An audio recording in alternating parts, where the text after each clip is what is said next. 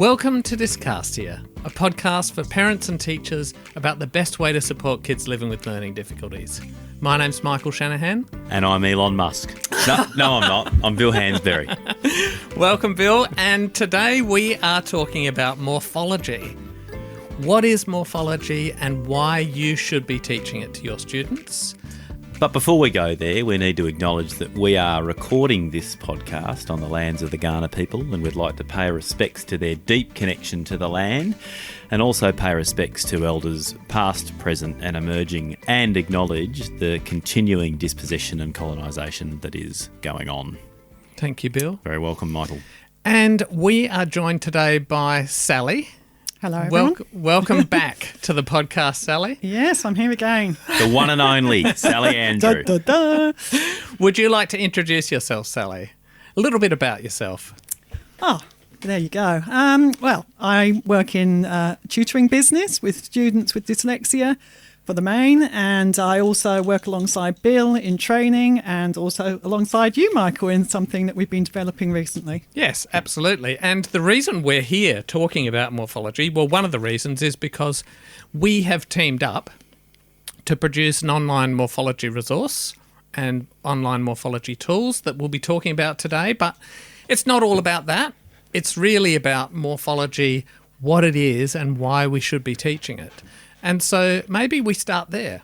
What is morphology? Well, we'll give the Oxford probably definition. It's the study of the smallest meaning parts in words. So if you look at Discastia, which is a made-up name, we've got a DYS, which is the first morpheme, and that means trouble with or problems with. And we've taken cast as probably our base, haven't we? Yep. And then we've got a suffix on the end of it, IA, which makes it a noun. But is that right, Sally? I think you're right, Bill. Yeah. So Discastia is made of three morphemes. I don't know why I picked that because it's the name of this podcast, but they are our bigger words in English.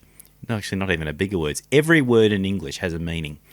But as words get bigger and get more complex, and particularly start to borrow from the Latin and the Greek origins of our language, we really need to be looking at these meaning parts, which we call morphemes. Would you add to that, Sal? What have I missed? No, I think that's really good. I think where it comes into play is we're so used to teaching our students syllables and breaking words into syllables, which is fantastic. We need to do that. So if we've got picnic, we've got pick and nick. But, you know, when we go down the morphological route, we start looking at those parts, you know. So if I put the word reporter, I've got the prefix re, which can stand alone. I've got the port, and then I've got the suffix er. And that comes into play for both reading and spelling, which I'm sure we'll get into talking about later in the podcast. It does, yeah. Yes, so right. they're these little parts of words that have meaning. And we'll refer to this EAM bit because you'll see the EME suffix on the end of grapheme, phoneme, which schools who are teaching structured literacy are familiar with. But EAM means smallest unit of. So the EAM on the end of morpheme is the smallest unit of meaning. Yeah. So if we take even a step back, even a little further than that, and think about, you know, literacy itself, we're talking about a language and recording a language. You know, reading and writing is a written record of English. Yeah. And so if we go back to the language, English, it's a morphophonemic language. Sure is. Yes. And so most of us are probably familiar with phonemes or the sounds that letters make. And most phonics programs, you know, that people would be familiar with really focus on what sound does this letter make or what sound do these combinations of letters make. But sometimes in that, morphology is left out, even though it's half the language. You know, yes, the letters do make sounds, but they also carry meaning. They certainly do. And so that's probably, you know, for me, the biggest revelation when I started learning about this, that there's more to it. There's way more to English than just the sound, just putting the letters and the sounds together. There is. And for schools that are on the beginning of their evidence-based teaching of reading and spelling journey, just getting their head around the grapheme phoneme correspondence stuff and how to best teach that consumes, it takes up all of teachers', I guess, brain space for a while, and that's why morphology comes along a little bit later in the journey, despite the fact we really need to be teaching morphology from the get-go along with the phonology part. But yes, the morphology is a very, very deep rabbit hole that you never emerge from, because our morphological system speaks to it actually speaks to the many, many origins of English. So it's a big field, and it's not for the faint-hearted, but it is absolutely necessary to teach well. And I suppose that's why we're talking about it today, because I think it has been overlooked in literacy instruction. I think there's been a big focus on phonics and phonics instruction, but you don't often hear morphology being talked about in there. Not so much yet. Yeah. It's coming though. I think really last maybe 5 years, I think we've started to see the emergence of it.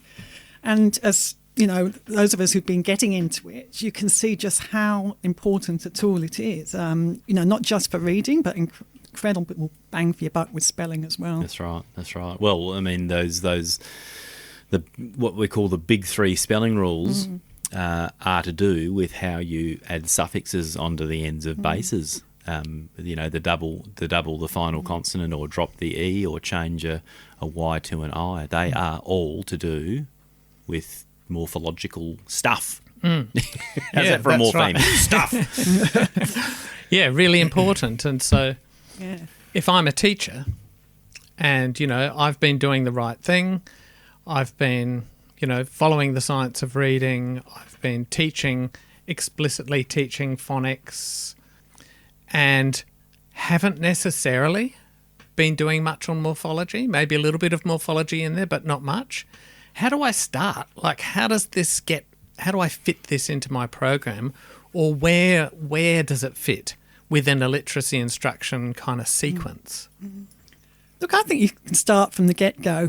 Those of us who've had experience in teaching young children, which is the backgrounds I came from, haven't we all at some point, had a child with a reader and they've had trouble decoding words, just like a little word like snips, and we put our finger over the S at the end and said, can you read that without the S? And then they've been able to read that and bolt that on. We haven't done any formal teaching, but that's the sort of thing we're doing. And so, from the very early stages, we can start to get our children aware of the fact that we can bolt bits onto words, whether it's an S or an ing or something like that. And similarly, we can chop a bit off, when we're having difficulty with spelling, or reading. We can just take our fingers over that and say, there's a word that I can work out that word and work out what it says. So I think even if you're not doing a formalised teaching of it, you can start right from the very beginning. And I think there's value in that, because it prepares our children. So this isn't a whole new language they come into when they start getting into the more rigid time-involved teaching of it in the middle years of primary.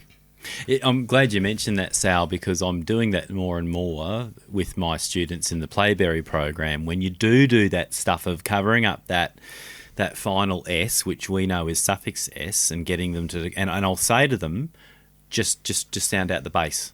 Now, I haven't explicitly taught what base is, but I'm starting to thread that stuff in straight away. Just read me the base and then we'll uncover. And sometimes I go, I'll take my finger off the suffix now.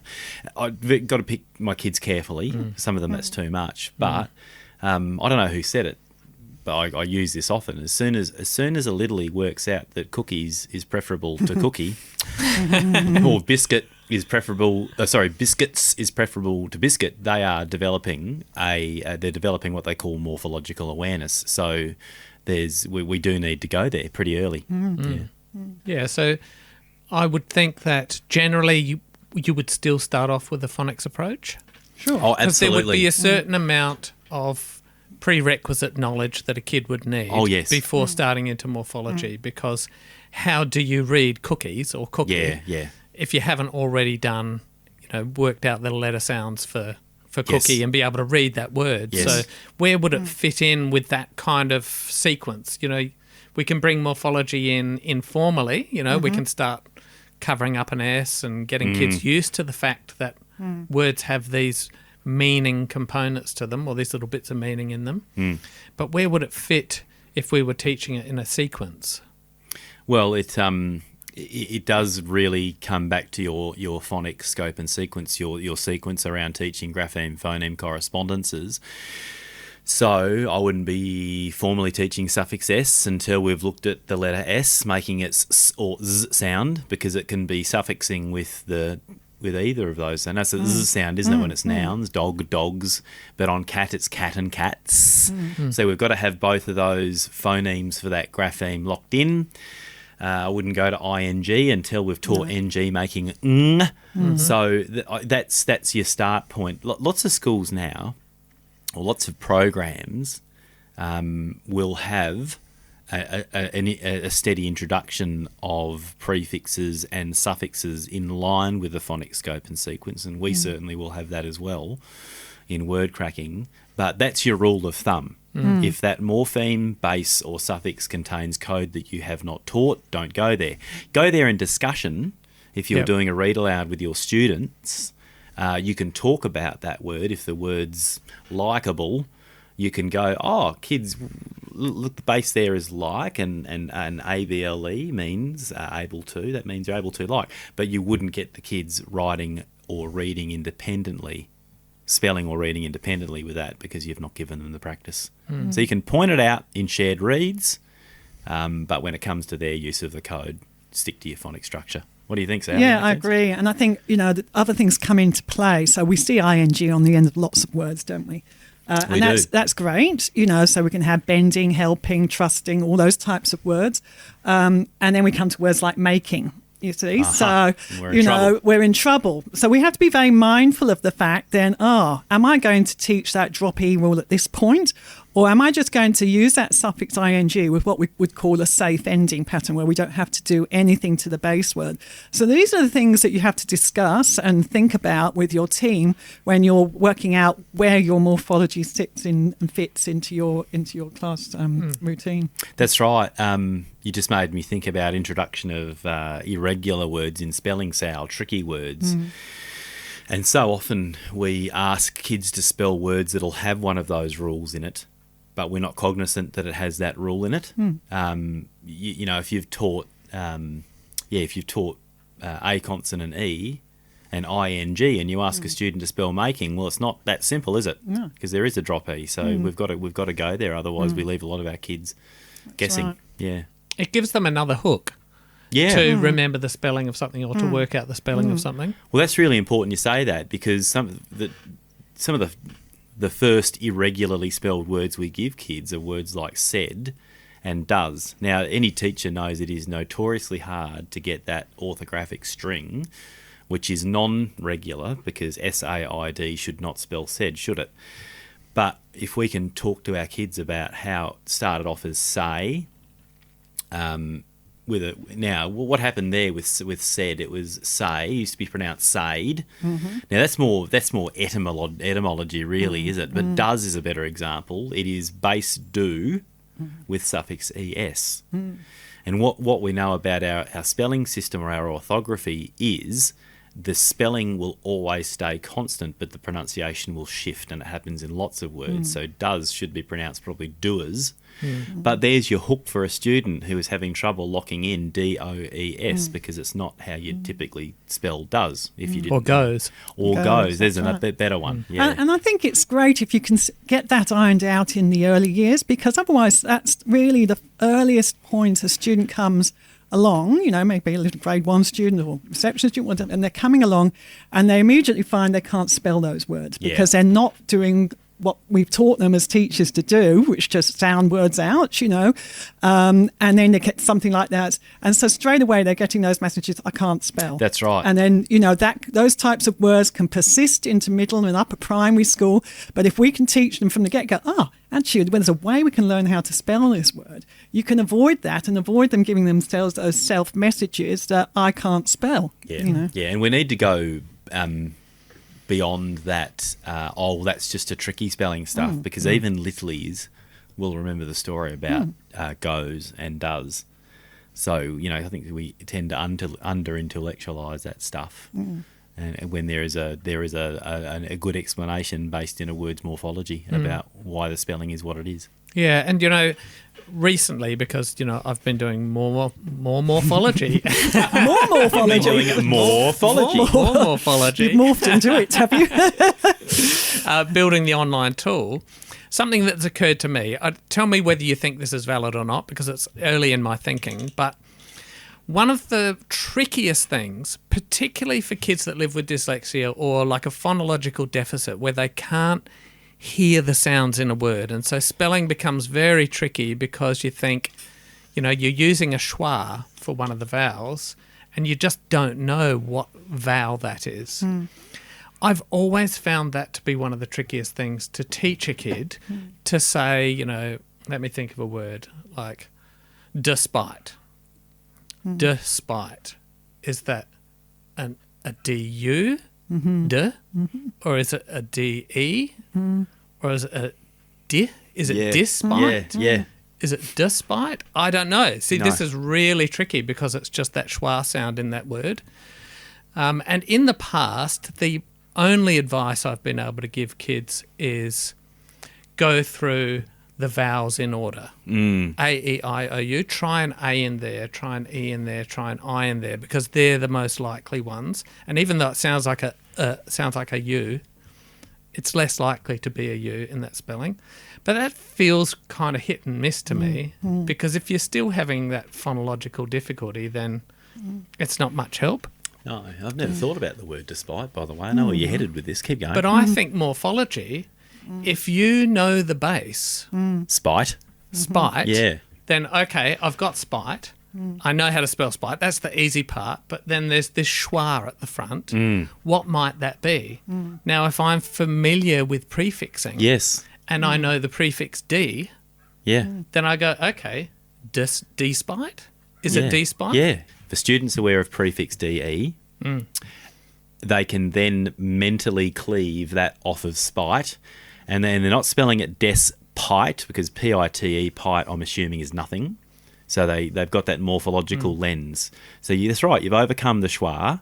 Yeah, which I think is one of the most tricky things. Yeah. And, those multi-syllable words that have the schwa, I've started using that personally as an in to go, okay, well, what might the vowel here be in this schwa'd bit? Yes. Is it a recognisable prefix or suffix? Or That's right. Can I isolate the base in this and that? And I know how to spell that. Yeah. It's just when they get mushed together. Yes. And I hear this in there, I don't know how to spell it. That's right. And the only other way you get in trouble if you are morphologically aware is you might spell it D-I-S-S-P-I-T-E. But then you get, which is not actually a bad crack at it, but it still shows an awareness of the base being spite. So, yeah. And it's a discussion to have with a kid, and it just gives them another tool. It does. So when they're sitting there scratching their heads going, and I'm sure we've all seen this, we've all seen a kid try and write a word and write that vowel that's being schwa'd and cross it out and try another one in there and try another one in there, and then you throw your hands in the air and go, I don't know. I'm out. Yeah. Or they put both vowels in there as a bit of a two-way bet. Have a bet each way, as I say. Yeah. So I think it's just another tool there, isn't it, to help with that Certainly spelling? is. Yeah. And this, chopping bits off just is so vital even from the early stages. So many of our children have difficulty with consonant blends, So if you have words like bends and camps, and helps, that end blend, that in camps, it just gets a bit squashed up, squashed and hard to articulate the phonemes in it, in camps. That P gets gobbled up, doesn't it? By what's next. Yeah. So, if we can get across to us, if he camps, okay, he's going to camp.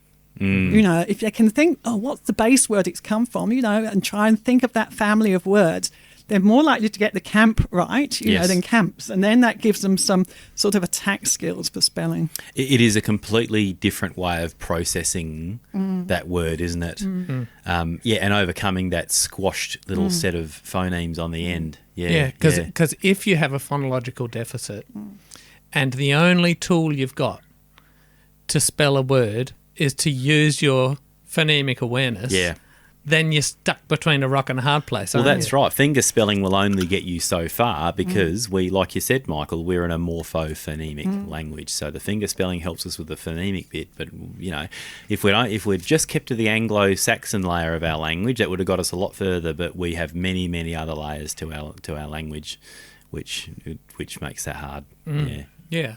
And so what sort of prerequisite knowledge? We've touched on it. You know, we want kids to have letter sound correspondence. They must be in a tight program of that being Yep. taught, yes. They need to have that under their belt. You know, they need to be at a certain level of reading before this morphology can be meaningful for them. You know, otherwise they're just struggling to read the word anyway.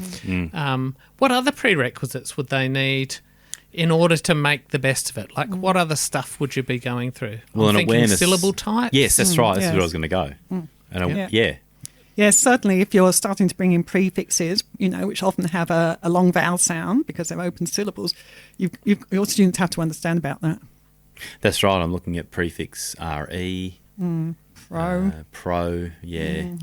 That's right. So, well, there you go. An awareness of open and closed syllables, so you know what sound that vowel is making, why it's ob in obtain and not ob in obtain, or that's right, or d and not d, even though it is schwa. That's a poor example, but yeah, that's right. Yes, You need to be able to recognise vowels and consonants. you do. You do. That's do. absolutely fundamental. Absolutely, yeah. And you need to be able to reliably pattern a word, Yes. you know, to say vowel, consonant, consonant, vowel, or whatever. So that early syllable work of open and closed syllables and being able to pattern them is a good kind of prerequisite practice for morphology for when we come to patterning off the ends of bases. That's right. I mean, different teachers and different programs syllabalise differently, but you're still making an awareness of parts of words, whether they're syllabic parts or morphemic parts. Thankfully, a lot of the time they line up. Yep. But yes, that's right. So, yeah, an awareness that words come apart is important. Yep, vowels, consonants, open, closed syllables. Yeah. You probably need to understand final silent E or magic E. Maybe don't not know. at the beginning. Not at the beginning, because No. you can avoid that. If Yeah. you go back to, you know, we were doing words like bend and help and so on, we can just stay with those nice short vowels. Yep. But as a teacher, we have to be mindful if we're going to work with those vowel consonant T words like make and like and so on, that is going to bring into play, you know, a first big spelling rule. So are we ready to go there with our students? If not, we just stick to the nice, safe, easy endings that can be added on, easy base words that can be added onto without anything happening to the word. And being able to spot the easy base words is a skill that we teachers have to get our head around, which is being aware of those end patterns on those bases. And we go there in the word cracking program. So maybe we should speak a little bit about that. Okay, so bases or roots, those middle parts of words that are either prefixed or suffixed, they will share a certain pattern of vowels and consonants on the end, and we call this skill patterning off the base word. So I'm looking up, Michael, at the your magnetic word cracker up there, and the base is spect, like in disrespectful you've built there. So when we teach kids to pattern off the end of the base, like in spect, they start at the vowel, which is E, and they put a letter V over the top of that, and then they put 1-2 consonants over the C and the T. So spect has what we call a vowel consonant end. Now that's safe. If you've got a base with a vowel consonant end, you can just add any suffix. You don't have to worry about dropping, adding, or changing a Y to an I. And there are safe patterns like that. Vowel endings is another safe one. Vowel consonants, another safe one, and vowel Y is another safe one. But then you get the ones that are not safe. So we probably should talk about what is tricky to add on. So we again have to introduce our students at some point to the fact that we have two types of suffixes. Well, we do. You know, so we have the ones which begin with a consonant, for example, like less, suffix LESS, suffix LY, suffix NESS, and in the main, those suffixes are safe and easy to add on. And then we have ones which begin with a vowel, like ING and ISH and ER and ED and so on. And they're the ones that are likely to be more problematic. So, in the word cracker, we've color coded these into vowel ones being red, because red means, danger, take care, and consonant suffixes beginning with a consonant are blue. And as I said, those are generally safe. So a good place to start with your students if this is new to them. So awareness that there are suffixes that begin with vowels, and they're called vowel suffixes, and there are suffixes that begin with consonants, and they're called consonant suffixes, and the consonant suffixes are much safer to work with. And so you can see from what we're saying now, there's a lot of language to develop around this with our students. We're going to have to teach them what a suffix is. We're going to have to teach them what a prefix is, what a base word is, what a root is, and then that brings into play grammar, because as we teach a suffix, we will teach its function in grammar. So, you cannot do this all at once. It has to be done like any teaching. It has to be in a structured, way, explicitly taught at the age appropriate level. So it's a very complicated thing. Yeah, And, it is. I've been trying to get my head around morphology for probably 2 years. Me too. And still feel like a beginner. Get used to that feeling. Yeah. And I think that, I think back to when I started and how confusing it was. And, I did my initial training with you two guys, and I remember didn't do sitting a very there. good job. We were clearly terrible. No, it's a lot, isn't it? Yeah, The word and cracking training's a lot. I was quite overwhelmed because there Yeah. is a whole lot of new language to learn. Yeah. And it is a really complicated system.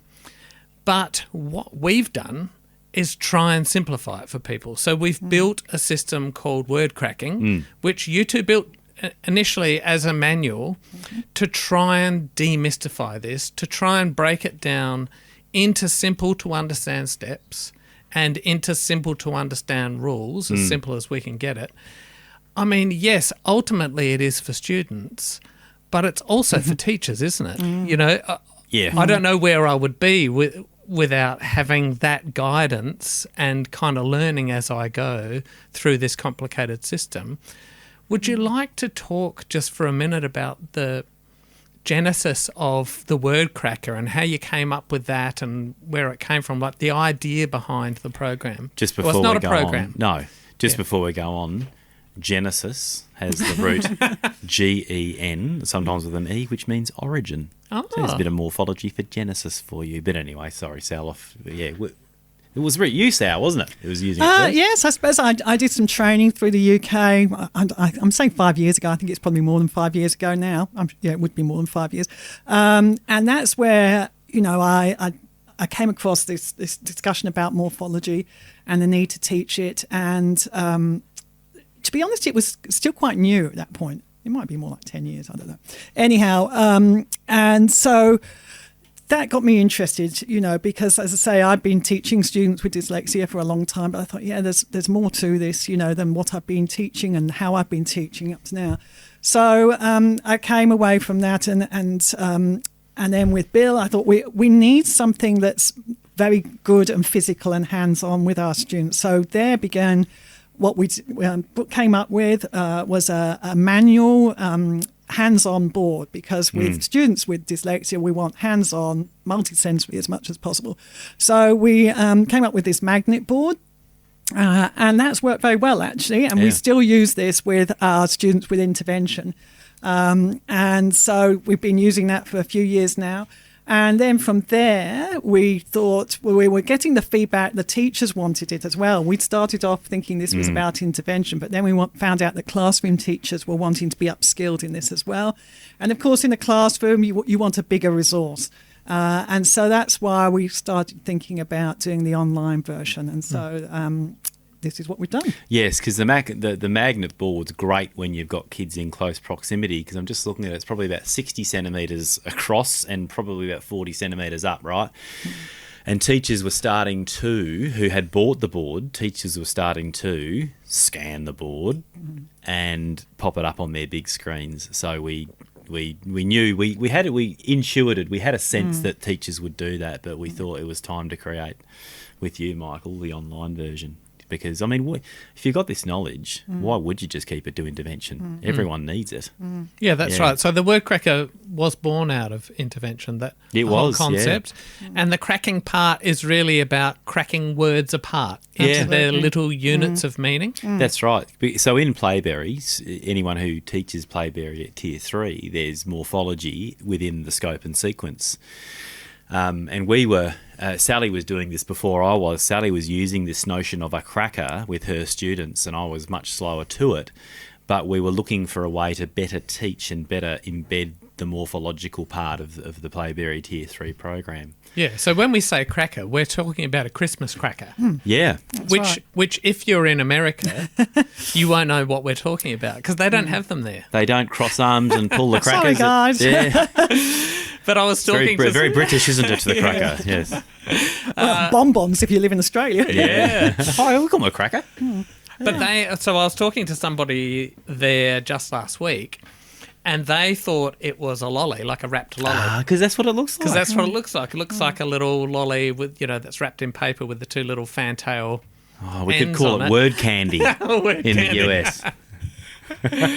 Yeah, so it's this visual representation, and I suppose the key to it is that it has three parts. Yeah, the separation is the visual point. Separation. Yeah. And why is that important? Because we know from fairly compelling research, students with difficulties, with reading and spelling difficulties, don't easily find those boundaries in words. So it's the syllabic boundaries that give kids with SLDs, specific learning difficulties, problems. They don't really know where one syllable ends and another one begins.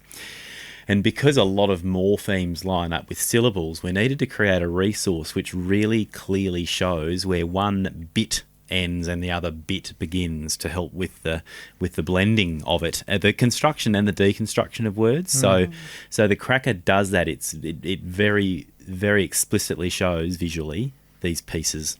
Yeah. And that's why there are three sections: prefix, base or root, and suffix. And certainly that's my personal experience. Working with kids living with dyslexia, they're presented with a two-syllable word. They're completely lost as to how to read it or how to pronounce it. Or how to spell it. Yep. Yeah. All I do is put my finger on the second syllable so they can see the first syllable and they can read that no problem. Yeah. Then they read the second syllable, then they put them together and they can read the word, but put them both there and they're lost because, like you say, they can't see that boundary. Yeah, and chunking a word or reading a word in its parts is a way that we deal with cognitive overload.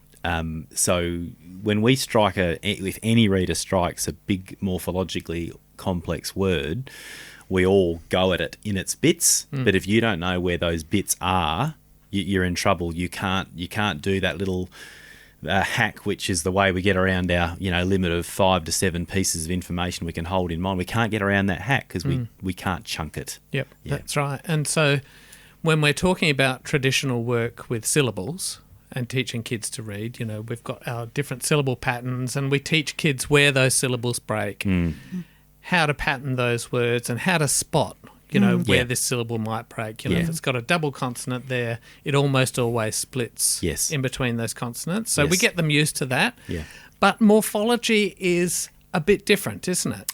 Yeah. So this isn't morphology and syllable boundaries, for teachers that are perhaps using syllables already, they're not the same thing. No. If you take the word reporter, for example, we know that it's the suffix re and the prefix re and the suffix er, and the base in the middle is port. But if you say it in syllables, it's re-por-ter.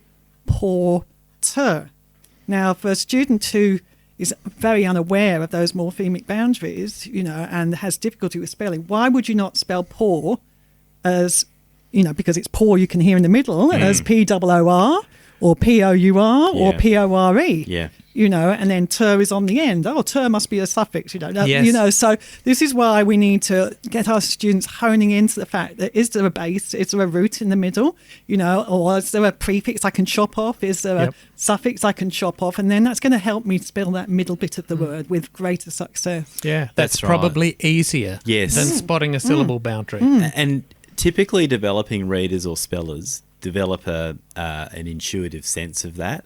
Not that many people in the street could tell you that port means to carry or bear, but people who aren't struggling with reading and spelling do develop this sense that it's PORT in the middle of that word, and that's our main bit of it, and we're building around it. But yeah, kids with difficulties who make up 20 to 25% diagnosed or otherwise, and that's a big chunk of your class. To know that for kids with difficulties is important, and if you don't have difficulties, you have immediately expanded your vocabulary and your understanding of words with that. So up goes your comprehension. Yeah. And that brings us to another point, because once you can spell reporter and you understand that port means to carry or bear, then you can spell deport or deporting, and export and import and support, and importance. And so our students don't see spelling as this mysterious thing, and they've got a better handle on, I've got some skills here I can use to work this word out. It's the nearest thing to maths that I like, actually, because it actually makes sense, Yeah. And it gives you a bit of confidence. Yeah, that's right. Where you're unsure, like we were saying before, you can't hear the sounds, but you know this base port, and you know that it's spelled PORT. And so you've got a sense of confidence that, or at least I've got that bit of the word right. And now, do I know the prefix? Do I know the suffix? Yeah, I think it's a great tool. And the word sport. What's the story about that? Was that once disport? So the word sport actually contains base port in it. Right. And while you guys talk, I'm going to find it so I can get this right. But no one ever thinks that the word sport has base port in it, and it does. Yeah. Beautiful. Yeah. Okay, so it's very complicated. And you built this brilliant, and I say it's brilliant because I have been using it for a couple of years, and the kids love it. And, in my office here, I've got the cracker on the board, stuck on my wall, and we're always making words on it and playing around with it, making silly words, making words that they know, or I give them a challenge. So it's been a great tool, but it is so complicated that I find myself, at least initially, lacking a bit of confidence with it. Because unless you're really familiar as a teacher, it's difficult to kind of take that leap in front of a class and say, okay, we're going to do this today. If your knowledge maybe is not quite there yet. Yeah. And so part of what I think is great about the online cracker is that it's got a lot of these things built in. So if you're a teacher that's new to teaching morphology, you're not 100% sure about whether this base has a safe ending pattern or not, or you don't remember the meaning of a particular root or a base or a suffix or a prefix, what we've done is build those into the word cracker. So with the press of a button, you can see whether this base or root has a safe ending. It'll just come up and tell you. It'll show you what that pattern is, or it will show you the meaning of the morpheme straight away. And, even though this, sounding like a sales pitch, but we've built it like that. Because it's so complicated and it's so hard. We really wanted to build something that we wanted to use that would make our life easier. Because, look, we know that teachers are getting their head across this at the same time as they're teaching it. That is just a fact, because none of us got this in our pre-service teacher training. So we've got to build something that makes it easy for teachers as well.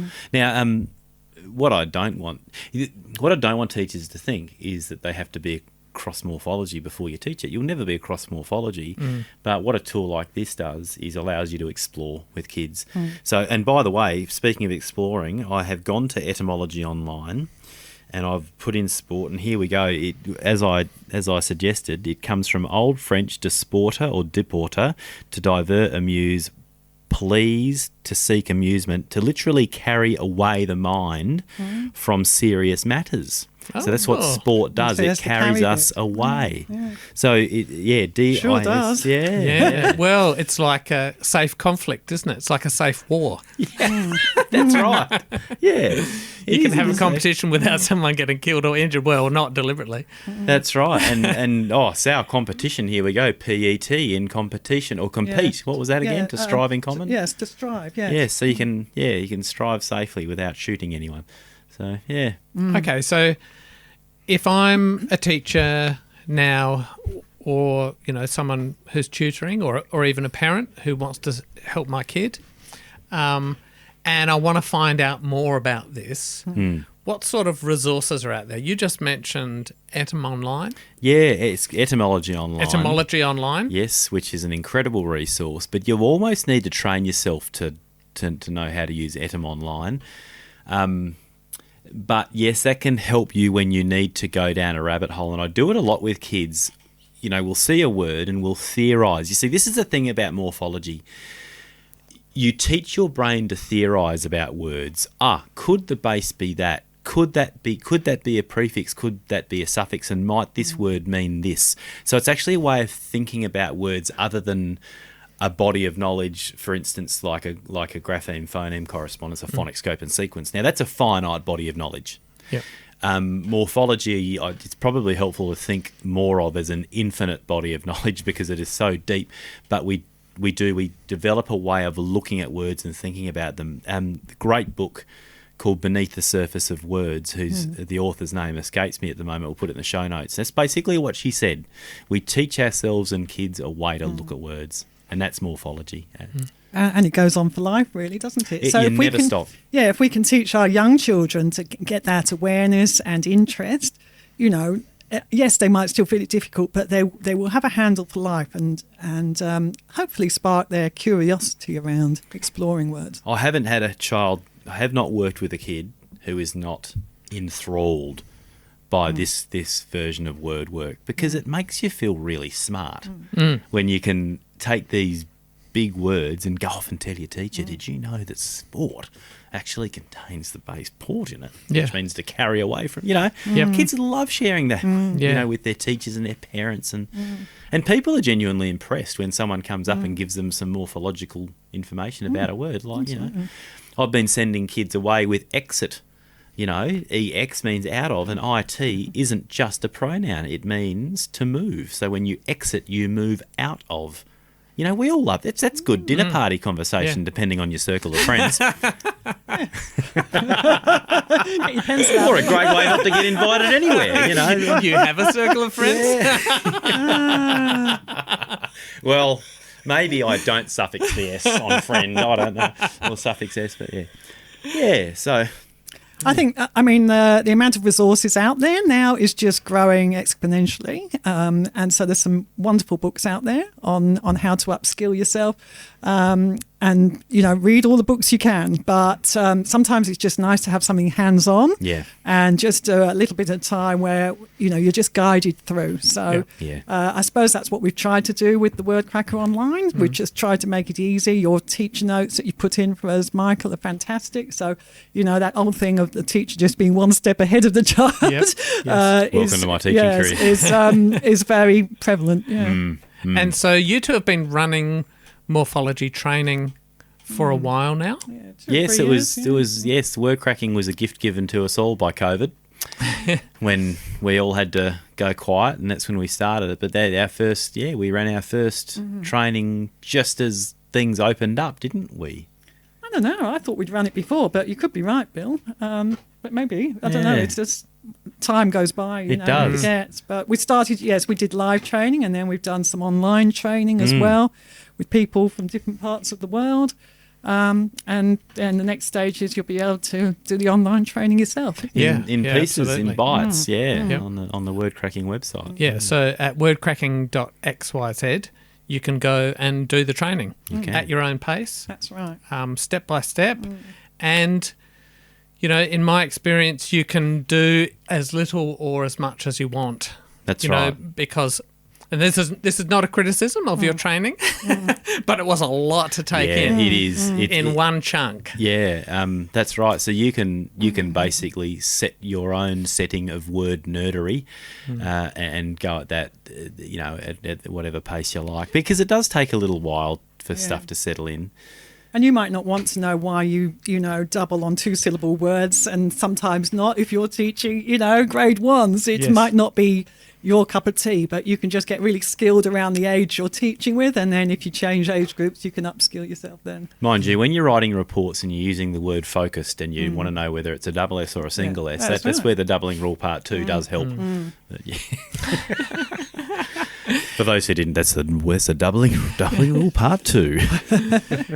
And so when you've been conducting training, are there any kind of predictable responses that you're getting from teachers? Either, I wish I knew this about a particular thing, or, oh, wow, that's really useful. Are there kind of some gems that you can predict when you're training people are going to get something, really good out of? I think the most feedback we get is it's fun. Yeah. People like to play. The training is very hands-on.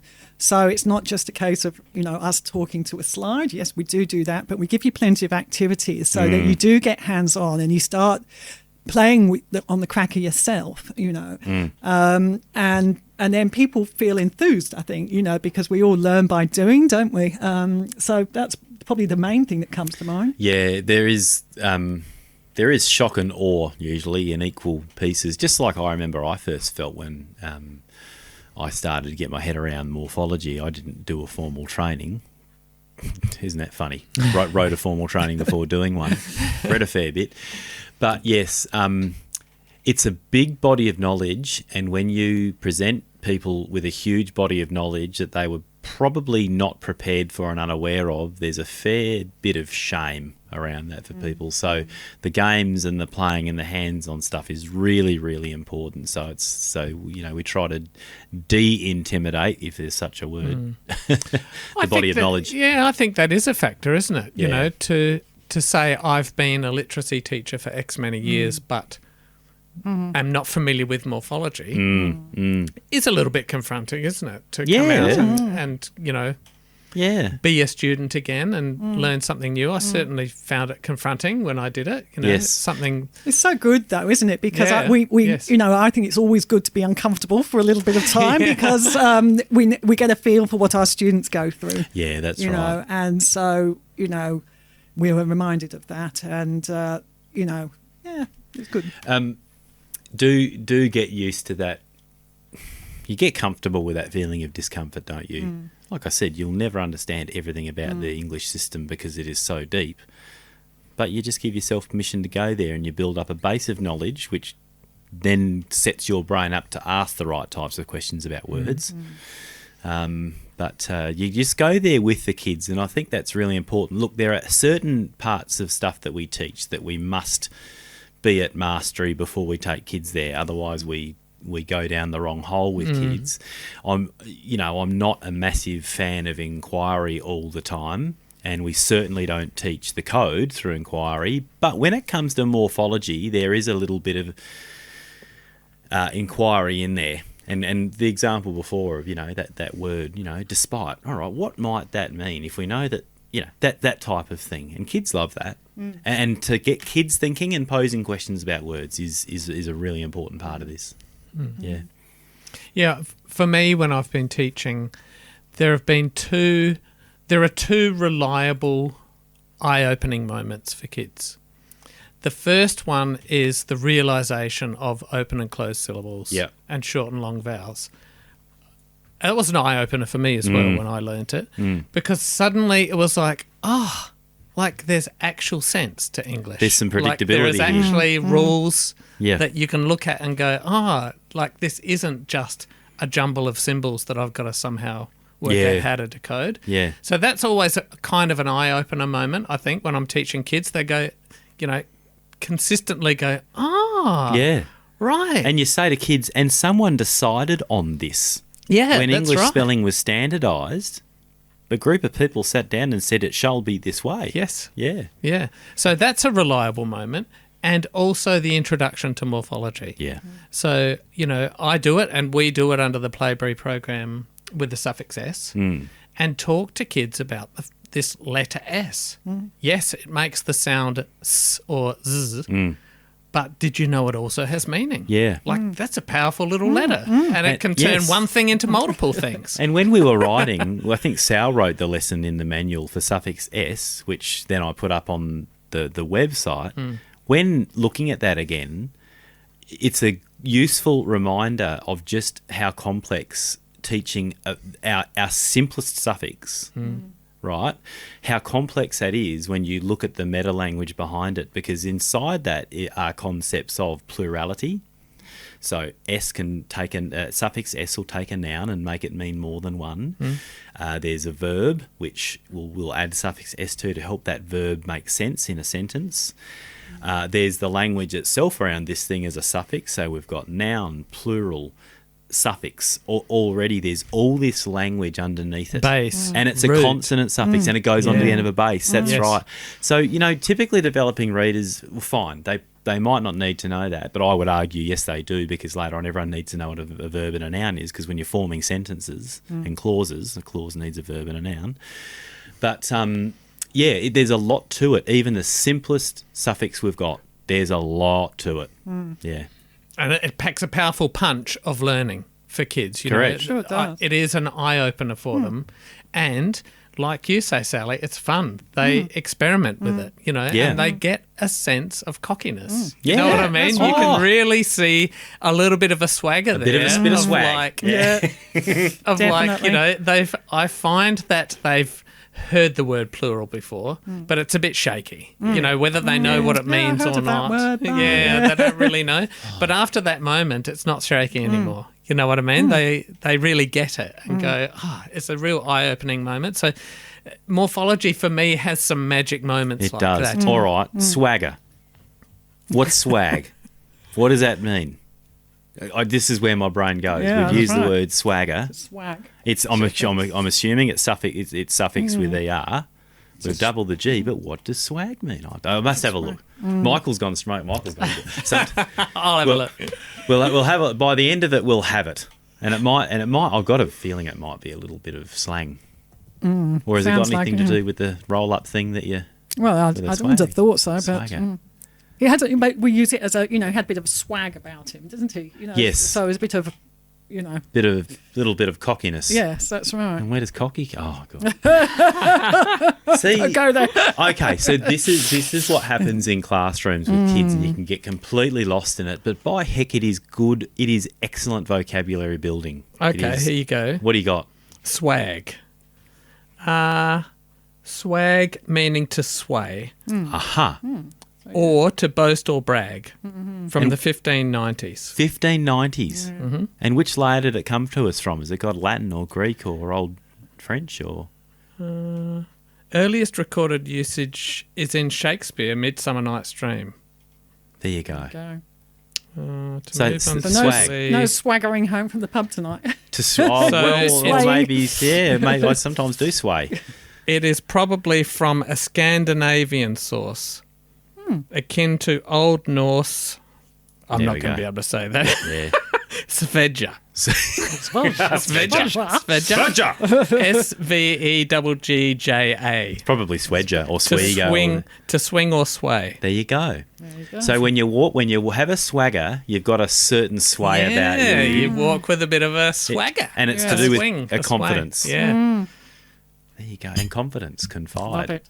Yeah, it's so descriptive, isn't it? Yeah. And like you say, Bill, you start going down the rabbit hole, don't you? Because you want to know where did that come from. And I definitely find kids want to do that. Yes, yes. And I've got a Google Nest in my office, and the kids often stop and ask, "What does this mean? What I've does got that Alexa, mean?" and we do the Yeah, same yeah. thing. Yeah. And then I pulled out the word confidence, and I'm going to do it. The root in confidence is the FIDE, which means to trust. You'll see that in confide. So confidence is around trust. So yeah, and fide. No, does the fide? Yeah, fide. Fide's infidelity, which means to trust a program or use it with trust. Yeah, see, there we go. Swag, confidence. I'll stop it, or I'll stop it. Sally's giving me that look now. I can't. I love sharing this gear. I know, I'm it's so fun. nerded out on this. Yeah. Like I never thought I'd be a word nerd. But, Yeah, but yeah. it does it to you, doesn't it? Because that is what our language is.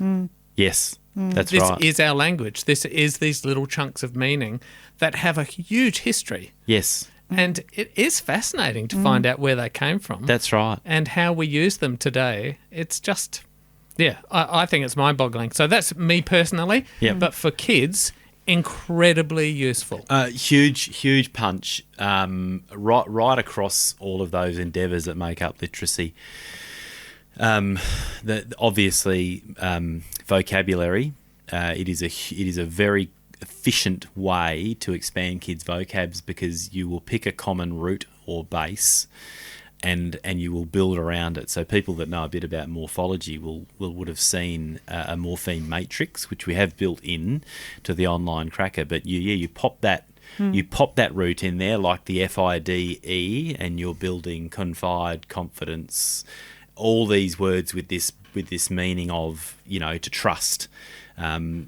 So off goes that. The spelling is obvious because we've got these big 3 spelling rules associated with it, and they're the rules that most kids who have difficulty spelling, who hit high school, they're often the ones that don't get the double drop and change rules. Yeah, they're the hardest ones. That's right. Because it's hard. If you don't know the rule, you have a vague notion. I find kids have a vague notion that sometimes it's doubled at the end, sometimes it's not, sometimes it's an I, sometimes it's That's a Y, right. but they don't know when. No. And so they randomly chuck in That's a double right. or an I or a Yeah. Y. And then you've got, of course, comprehension.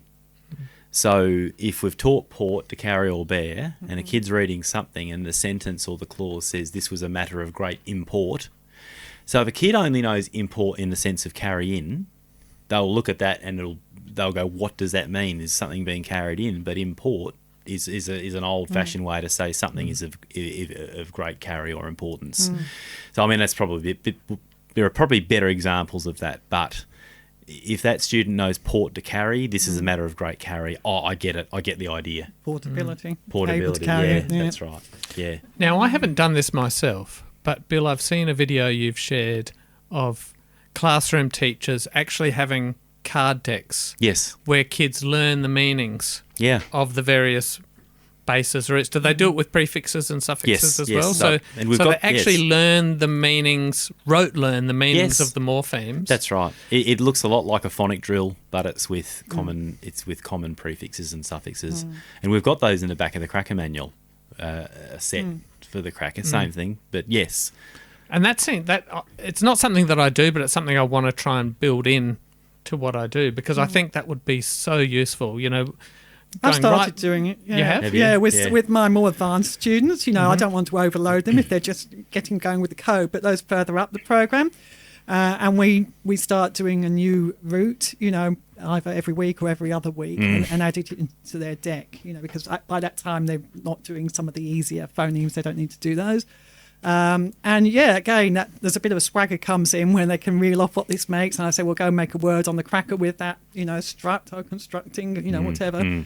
And yes, giving them some great tools. struct means to build. For the listener. Easier than spelling build, isn't it? Yeah, it is. That's right. It's a very important hack. You go, can't spell build because it's got that construct. You've just sounded fancier. Yeah. Yeah, I must do that, Sal. You guys, it's always cool hanging around you two. I need to do that now. I haven't done it, but it makes total sense to me. When I saw it, I thought, of course, because it just opens up that whole world of having an approach to spelling unfamiliar Yeah. words. Yes. If you have that poor ability to recognise whether something is spelt correctly or not, just visually, like I'm not good at looking at a word and saying that doesn't look right. Yeah, your orthographic Because processing it does look troublesome. right Yeah, to me, yes. or I don't even see it. It just gives you an ability to proofread your work, because if you're familiar with what the base and the suffixes are, you can look at it and you go, hold on a sec, Yes. this is a suffix ed. What have I put a u there for? Yes. For ud or... Yeah, and we do teach kids to find the base. It's not my terminology, but I read it somewhere. Chase the base. If you can identify that base, because prefixes and suffixes generally aren't too complex. If you can identify that base, you've got a really good start. Okay, so we've talked a lot about the benefits of morphology, what it is, how students can use it, how complicated it is. And I can imagine if you're new to this and you've been listening to this, probably, a fair chunk of what we're saying might have gone over your head. It would have for me when I'd first heard it, because it's so much new terminology. So what can people do? Where can they go? Well, we've built something for them specifically for that purpose, to say we're assuming that they don't know anything when they come and do the online Wordcracker training, and we've scaffolded it as much as we possibly can for the beginner. And that was your approach when you came up with the workshop, with the training? Sal wrote most of the workshops. I'll kick this one to you, Sal.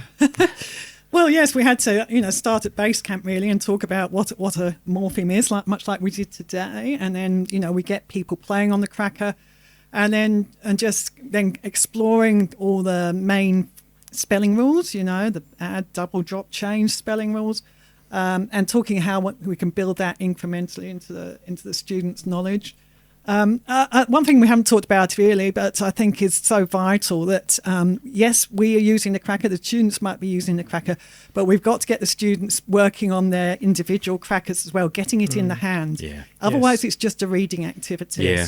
Yeah. So every time, it's like so much good practice these days, I do, we do, you do, we should be very mindful of that, because it's no good just doing it visually. Yeah, Yes, that's right. Absolutely. Yeah. Well, in our previous podcast with Debbie Draper, Yes. we talked about handwriting and the importance of writing. Yes. How it can support your reading, and how when you write, it improves your retention, improves your memory, improves your understanding of things. And I absolutely agree. So, when I do work with the kids, I have a stack of blank word crackers here on a sheet, and, they're writing lots. Yeah. Yeah. I say, okay, put in the base help. Now what suffix would you add if someone lacked help? That's right. And I'll fire a whole lot of bases at them to write in, and they write, and then I get them to make up one. So it really has to be about that practice, writing. Definitely. That's what really cements it. Yes. Yeah. Because if they're just pushing tiles around a screen, they're not really... Yes, that's good for the introduction of the concept, Yes. but they actually have to do it, because that's what literacy is, isn't it? Yes. It comes down to the doing. Yes. Absolutely. Yeah. You've got to be able to do it, not just understand it. Yeah, I think that's a great point. Makes me think about your word chaining, Sal. Oh, yes. Well, again, there's a number of ways you can do that. So you could just start off with a very easy form of that, where you're just manipulating phonemes. So, I'm getting my young student, right, bends, what goes where, bend in the middle, S on the end. Or change it into bands, change it into hands, change it into stands, and so on, So phoneme manipulation is the first level of that. Next level could be, once you've introduced some of those spelling rules, so you might start off with a word like spit, okay, make it into spits, right, that's easy, I can just add on the S. Make it into spitting, yes, I've got to do the doubling rule. Make it into spiteful, okay, can I change that? Remember, I've got to go back to a long vowel sound with an E on the end, and so on with like that.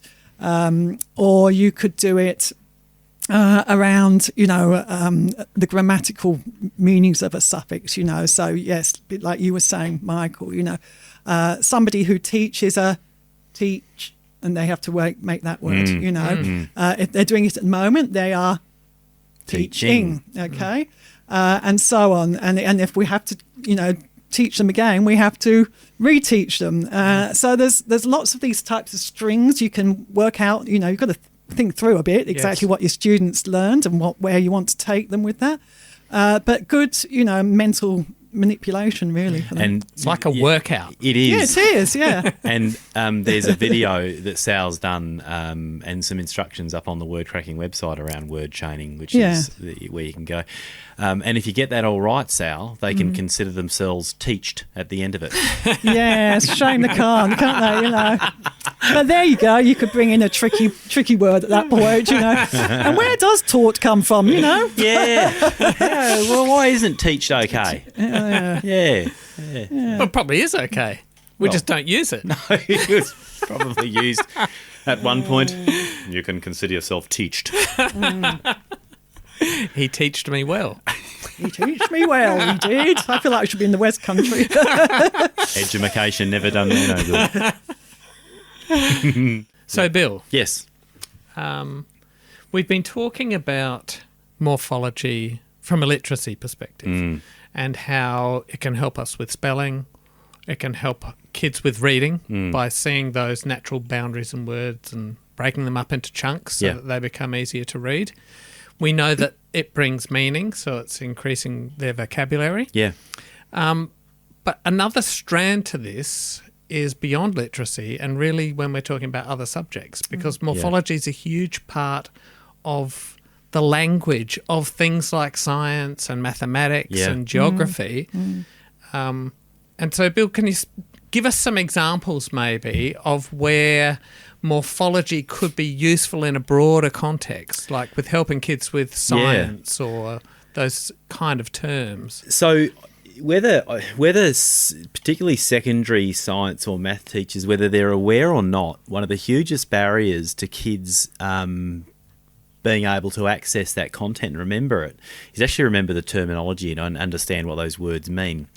So, for instance, kids will always get area and perimeter confused, right? So peri, P-E-R-I in perimeter, ends up being, I think it's either, obviously, safe bet, either a Greek or Latin root, and peri means around. So if we can teach our kids that perimeter and peri means around, they will know it is the measurement around the outside of a shape. Let's think of something from science. Hyper and hypo. Hyper means too much, like in hyperactive, and hypo means not enough. If you are hypoglycemic, you don't have enough sugar in your bloodstream. There's a really cool one which I learned not long ago. If you were to write out the word psychiatrist or podiatrist, there is this common Latin root to them, which is iatr, which means to heal. So a podiatrist will heal the foot because the pod, which is another base, pod means foot. Yep. So a podiatrist is the healer of the foot, and the Pod. Yeah, and the pod, sorry, yeah. And in psychiatrist, the psych part is mind, IATR, healer, IST, someone who heals the mind. So you can go on, and you can actually download fairly easily if you just Google search scientific roots or mathematical roots and bases. You'll get these lists. Breathe in, spire, it means to breathe. Inspire, expire. If you expire, you stop breathing, but you also breathe out. So expire has a double meaning. So they're just everywhere, and these are the largely inaccessible parts of the language. These are all Latin and Greek based, these mathematical and scientific terms. And there's also a whole heap of ones that come to us from the human sciences, from the humanities. But again, these are word parts that are really important, and if you know the meaning of these word parts, then you're in. You're not going to forget that perimeter means around, and that IATR, if you see that, means to heal. And you understand better what you're reading. That's right. You do. Even if we're talking beyond secondary into tertiary, and you're reading scientific papers, it's a whole lot of gobbledygook, isn't it? That's right. But if you have morphological understanding, you can work out what a word means. Yeah, that's right. Even the geo in geography, geo means earth. And that, I think, is so good because typically these are really long words a lot of the time. So, it can preclude children from being able to read them, understand them, and therefore they just want to pull out of that type of subject, because the language around it is so complex. And we've seen this modelled so well in primary schools around here where they've done such great morphology training through their primary school that they integrate it into all areas of the curriculum, and then the students can read quite complex pieces of work because they've got that morphological approach to understanding it. It makes perfect sense. Yeah. So, look, my advice to secondary teachers is you are exposing your kids to a lot of tier 2 and often tier 3 vocab, words that are very specialised to a field. You've really got to go into a word's morphology to make sure they've got hooks. So every time a kid sees PNEU, they know we're talking about the lungs. That sort of thing. Anyone I haven't studied medicine, but I know a few people who have, and they say that's the Latin is the really hard bit of it, because all of our body parts have these those Latin names. What, your armus and your legus, Bill? I was thinking more. I was going to say. No, not going to say that one. Pencil. Pencil, yes. That's right, yes. But that was a fairly new exploration, wasn't it? You can look that one up on your own time. Go to Etymology Online and put in pencil, and you'll see it's related to a body part. Anyway. A finger, I imagine. Yes. I was thinking more corpus callosum. Yes. And gyrus. What's gyrus mean in brain parts? Gyrus means a fold, I think. Oh, does it? Yeah, I'm pretty sure. So the brain. Yeah, there are lots of gyruses in the brain, and I think it's a fold in the grey matter. It makes me think of gyroscope and so on. Those. Yeah, different spell though. Gyrus is G-Y-R-U-S, and gyro is G-Y-R-O. Yeah. But gyro would have meaning. Yeah. Someone will correct me. I think gyrus is a fold.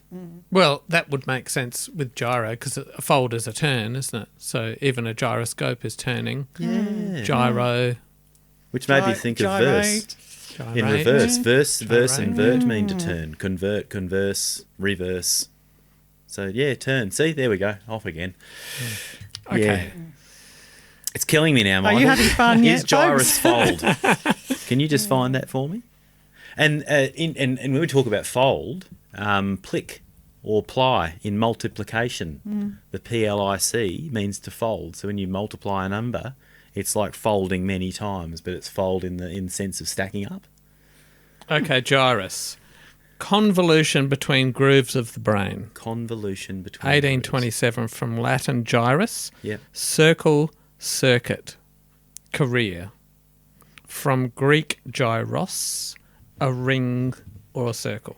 Is this Etym Online again, Michael? Yeah. Now, I want the listener to know, if you use Etym Online, that is put together by one gentleman whose name escapes me, but you can actually... and this one man and his passion for etymology keeps Etym Online going. But it actually remains a thing because of the generosity of donors. So, you could, I think, Etym Online. If you go to Etymology Online and go to the bottom of the front screen, you'll see a donate option. So, let's keep that going because, this is a really, really... We've used it 3 times and teachers use it all the time. So it's not a huge multinationally funded thing, Etymology Online. So give it a hand if you can. Yeah. Brilliant. Okay, well, I think people could probably gather from this that this is an endless path that we can go down. Really is an endless path. And so probably the most important part at this stage is, how do you start? So, even though we are promoting our own thing here, a great place to start would be to visit wordcracking.xyz, where we have got a whole lot of free resources and articles for people to get started, and a complete training course in morphology. And then, of course, you get access to the online word cracker, which has the built-in meanings, it has the built-in patterning, the rules, it's got the matrices there. So it's a complete set of resources for teaching morphology and learning about morphology. Can I just clarify, though? I don't think there's any such thing as a complete training in morphology. As complete as we can make it. That's right, yeah. Springboard. Yes. Yeah, a good starting point. Yeah. And something that we all hope will grow and keep growing. You know, every week, sometimes every day, we're adding more stuff to it, adding more features, adding more information. So, yes, I know that we are blowing our own trumpet here. And we're allowed. You know why, Michael? Because it's our podcast. But, genuinely, the reason why we did it is because it's so useful. Yeah. It comes from an origin of wanting to teach kids, specifically kids living with dyslexia who find this so difficult. Yeah. And when you've got kids that find it so difficult, you really need to use every tool at your disposal to make this complex English language understandable in some way. Give them some hooks, give them tools, give them strategies so that they can work out this diabolical spelling and reading and writing system. Yeah. Yeah. So, diabolical, but also elegantly complex. That's right. It is we have, although it is complex, it is a beautiful orthography, and the more you study morphology and word history, etymology, there is a beautiful and elegant logic to it. It's really something to behold, but boy, oh boy, it is deep. Yeah. It is beautiful. And I think it's the complexity that makes it beautiful. Yeah. You know, in English, we have so many options for saying the same thing. We do. Which makes poetry and arts and expression, I think, that much richer. So, yes, it's horrible, especially if you live with dyslexia, to try and learn it. But I actually do try and engender in my kids a love of it as well, you know, an appreciation of the fact that with this complication, the upside of it is that we can be so expressive with it. Yes, that's right. We have, that's really nicely put, Michael. Yeah, thank you. Yeah. Sounds a good way to end. So thank you, Bill. Thank you, Michael. Thank you, Sally. Thank you, Michael. It's been very enlightening. We could talk for hours, and we already have. We hope you've got something out of it. Feel free to reach out to us. If you've got any questions or comments, please add them to the website. Don't forget to visit the website to get the complete show notes. We'll put as much as we can in there and as many resources as we can in there to help you get started with morphology and learn about it. And our contact details are there as well. Feel free to reach out and ask questions or make comments. We'd love to hear from you. Or correct something stupid. Or correct something that I've no doubt said. Yeah. Okay. Thank you. Thank you. Thank you.